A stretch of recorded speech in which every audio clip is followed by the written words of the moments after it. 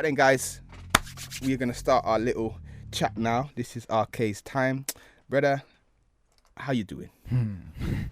You good? I'm good, fam. I'm good. I'm good. You? I'm very well. All I can say is thank you very much for coming down to Beatsabar for a little chat, you get me? My pleasure, bro. And I appreciate it. And it's definitely a time for people who never heard of you to basically hear your story, you get me? And see how you started and things like that. And just basically be an inspiration to the youngers who are coming up, you get me? So when did you start MCing? How old were you? As in releasing or just... I think just started MCing, just basically getting... writing your bars just down and letting people know probably that you can do it. Probably since I was about, say, 13, 14. Yeah. And where'd you do it? Around the ends or? Obviously, yeah, more time. Obviously, it probably took about a year or two for me to start showing my friends, you get me? Yeah. But it'd be more time a case of me just writing the bars in my room. Okay. Probably spitting them in my room, you get me? Just having my own little studio in my room, but not a studio, you get me? So I just record on like my brother's laptop, or you get me, voice memos, or you get me, I'll get some sort of recording made and just probably listen to it myself, you know what I mean? Okay, so what was the inspiration to start MCing? Was it a family member? Was it a friend? I'll probably say I used to listen to a lot of Eminem. Okay. So like I used to be the kid that would just be in his room. Also, my mom bought me a hi-fi little stereo when I was younger. Yeah. Little CD player. Yeah. And I had all the Eminem's albums. You get me? Curtain Call and all that. You get me? Encore and... I will tell you something mad. The only rapper whose poster I ever had in my room was Eminem. That's what I'm saying. You get me? He was the only one. So I think it probably derives a lot from him. You get me? Like my man's... He's got immense flows, you get me? Immense. And like I used to, obviously with the albums, used to get the little booklet, you get me? Yeah. And it would tell you all the lyrics, you get me? Yeah. So in the lyric book, man, just there, you get me, rapping along. Yeah. And I think from there, obviously developed my knowledge of different flows and different rhyming schemes. Yeah. You know what I mean? How to fit on a beat and whatnot, you get me? Okay. So from that point, whenever I heard beats, I just knew what kind of flow would fit on that beat, you know what I mean? Okay. And he came with so many different intricate flows. Exactly. So many. Exactly. And the way he attacked the rhythm as well, you get me? And told a story as well. Exactly. Because with Stan exactly. and those kind of ones, he's really like telling a picture. All right then, so boom, you're in your bedroom, you're making your tunes, you're being inspired by the likes of Eminem. Was there any UK guys that you were sort of thought, yeah man, I like what they're doing as well? Say back then, when I was proper young, probably just be man like Gigs. Okay. Probably say he's probably one of the only ones. I remember when he had the tune with b.o.b. Okay. Don't Go There.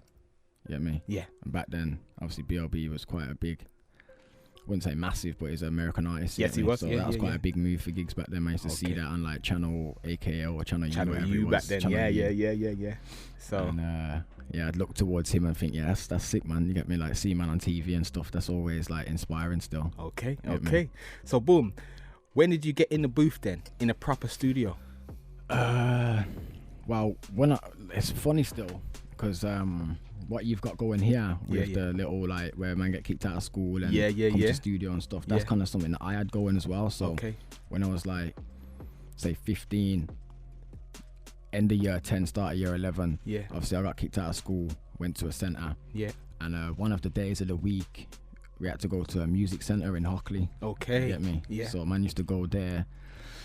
And they just have a studio there. They let you make beats, record tunes and stuff. So I used to go there.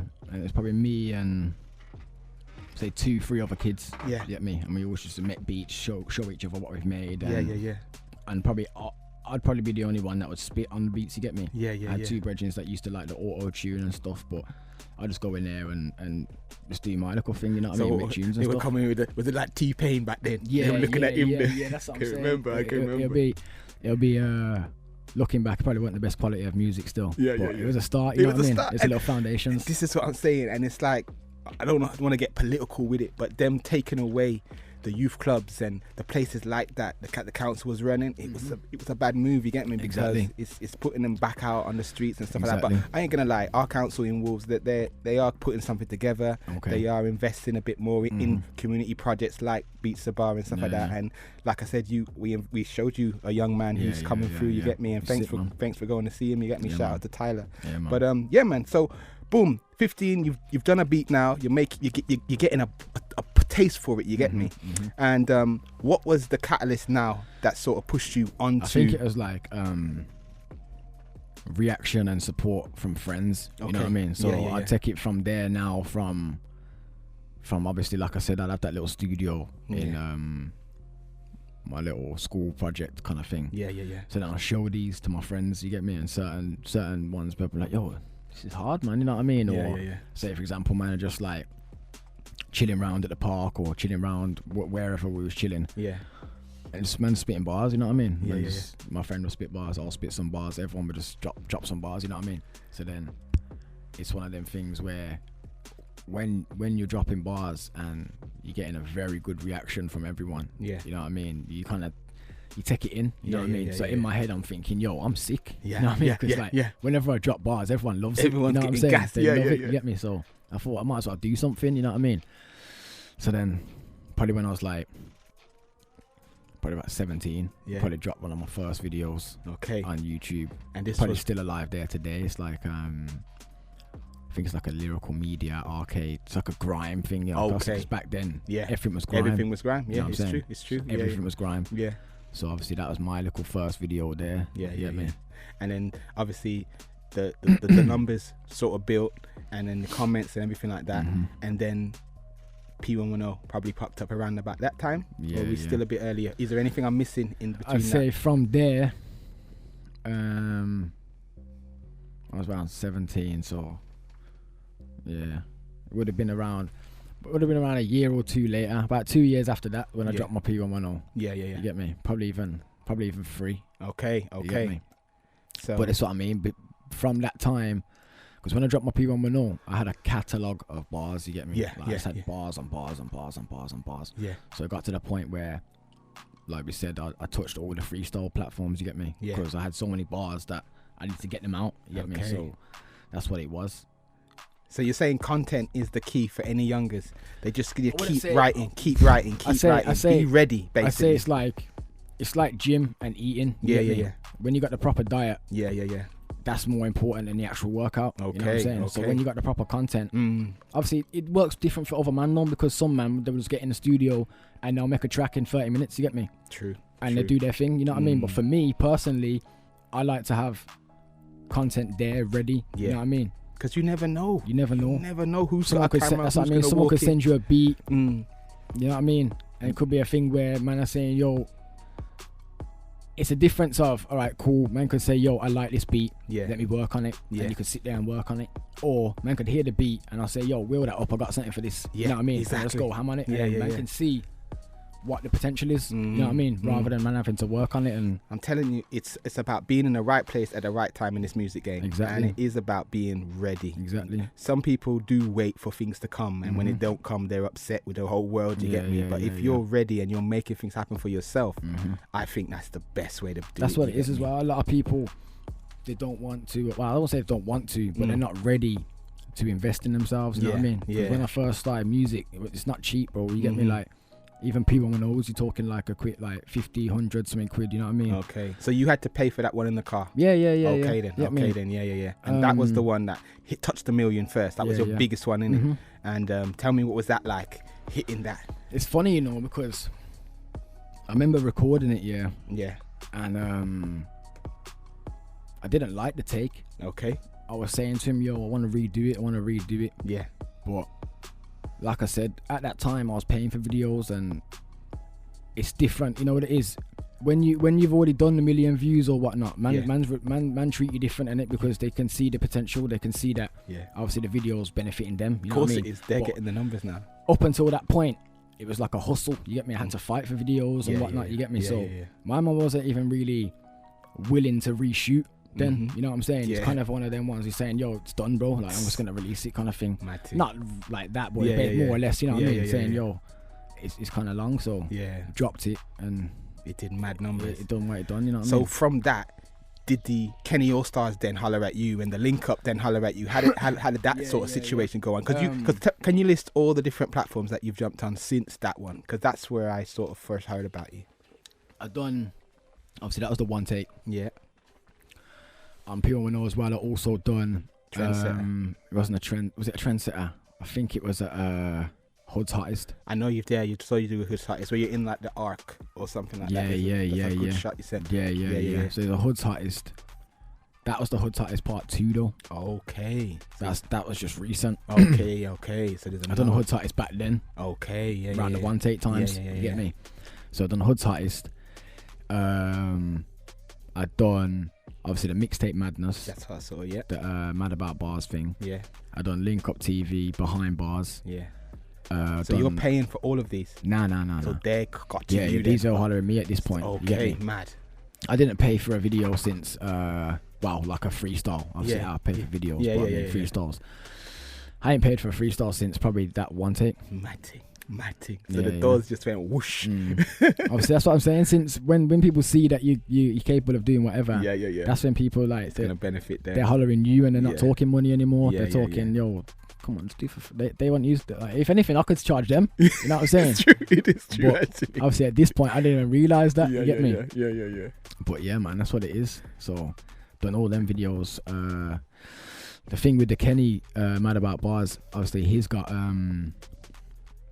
Mad About Bars have got their own little team. Yeah. You know what I'm saying? Yeah, okay. So when I was at Behind Bars, shooting my Behind Bars, that's for Link Up, you get me? Okay. But Mad About Bars are there as well, because they've got they used to help out M Huncho. Yeah.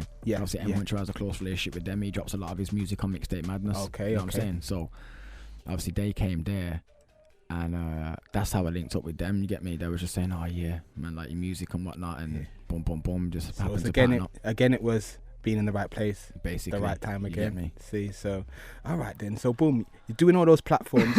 Now you've done your own videos, and what was that like? Was that your first one? Yeah, Bromtown Struggle. Okay, yeah, Struggle was my first one. Yeah. Yeah, it was good, man. It was good. Yeah, man. And that's on GRM, isn't it? Nah, it's on P110. P110. Okay, then. That was like my first proper like music video. You know what I mean? I done some scenes in Did you plan it? Bamboo and stuff. Yeah. Did you plan it, or did you had a team? Okay, Obviously, I probably had a couple ideas from my friends at the time saying, "You'll do this scene or do that scene," but yeah, basically got together on like the local pub car park. Yeah. Shot a couple scenes there. Shot some scenes in Bamboo. Yeah. One nightclub.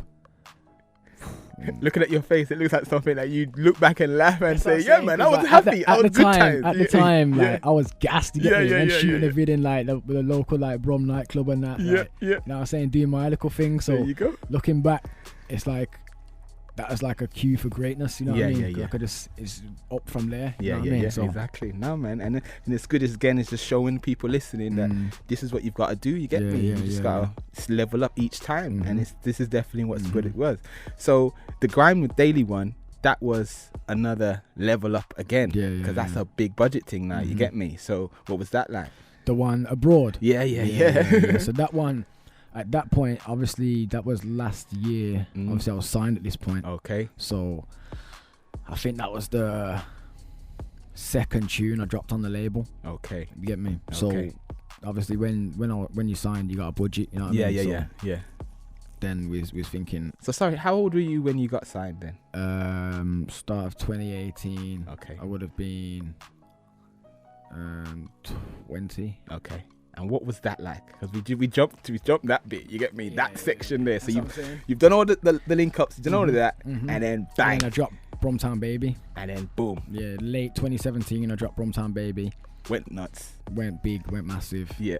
And then obviously I had labels hollering me and whatnot. You get me? Yeah. Ended up penning a deal, probably January 2018. Okay. You get me? And what was that?